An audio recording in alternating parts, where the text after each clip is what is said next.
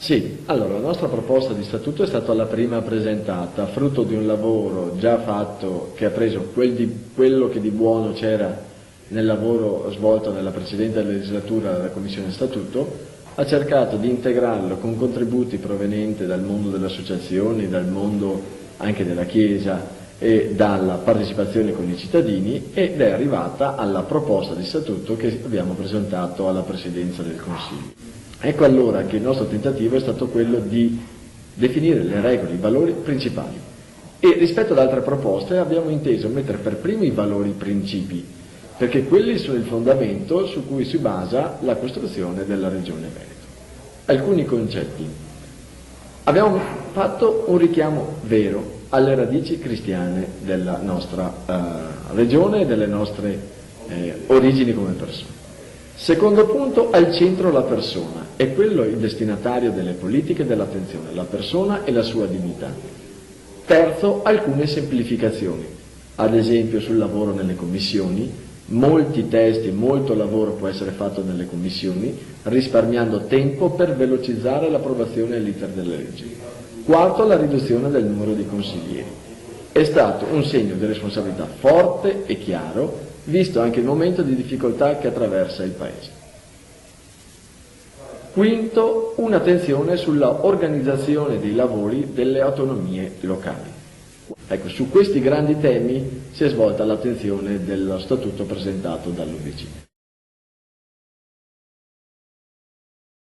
La Regione deve essere un ente di programmazione, deve pianificare le politiche nel territorio e programmare gli interventi. L'attuazione e la gestione spetta agli enti locali, perché sono più vicini al territorio, conoscono le istanze del territorio, conoscono le problematiche e svolgono in modo migliore una politica di coordinamento territoriale rispetto a un ente che può essere distante dalle reali necessità di quel territorio. Questa è la grande differenza, questa è la grande impostazione del nostro statuto. Regione programma, territorio, enti locali di livello di secondo grado attuano le politiche pianificate a livello regionale. Lo spirito deve essere quello di trovare una sintesi fra le varie proposte, perché deve emergere a mio avviso uno spirito costituente diverso. Oggi lo Statuto del 1970 è ancora in corso di validità, vuol dire che pur tra tutti i difetti o pregi che poteva avere, è stata comunque una fotografia valida della società veneta che è durato fino a oggi. Oggi siamo la regione che deve ancora mettere mano al proprio statuto, viviamo un momento un po' diverso rispetto al passato. Negli anni 70 venivamo da una grossa crisi economica, porto anche l'esempio dell'Assemblea Costituente che ha prodotto la nostra Costituzione, veniva da un periodo forte dopo una guerra. E là le menti migliori, le intelligenze migliori hanno trovato lo spirito costituente. In questa regione spero finalmente in questa legislatura ci sia la volontà del legislatore di avere uno spirito costituente. Non sono più possibili i ritardi, i cittadini non riescono a percepire che cosa sia lo statuto.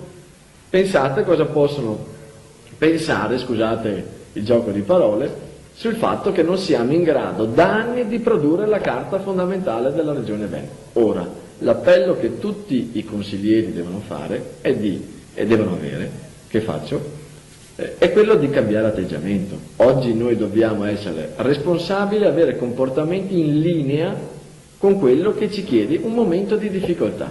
E su questo non dobbiamo più perdere tempo, dobbiamo dare risposte rapide e puntuali e come legislatori abbiamo la necessità di trovare la convergenza su alcuni punti dello Statuto, perché la ragione non è di chi parla più forte o chi ha la voce più grossa, ma di chi, spero, sappia interpretare al meglio le istanze del territorio per dare risposte al debole.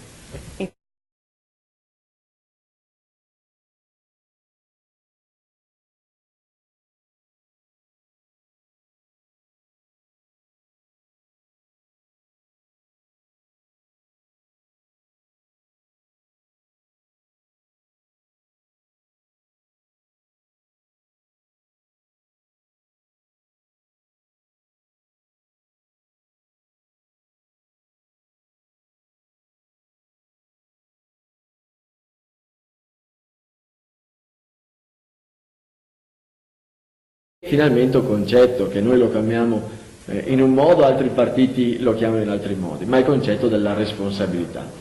La responsabilità sia nell'azione politica e pianificatoria, ma la responsabilità soprattutto dei consiglieri che sono chiamati a svolgere questo ruolo costituente oggi.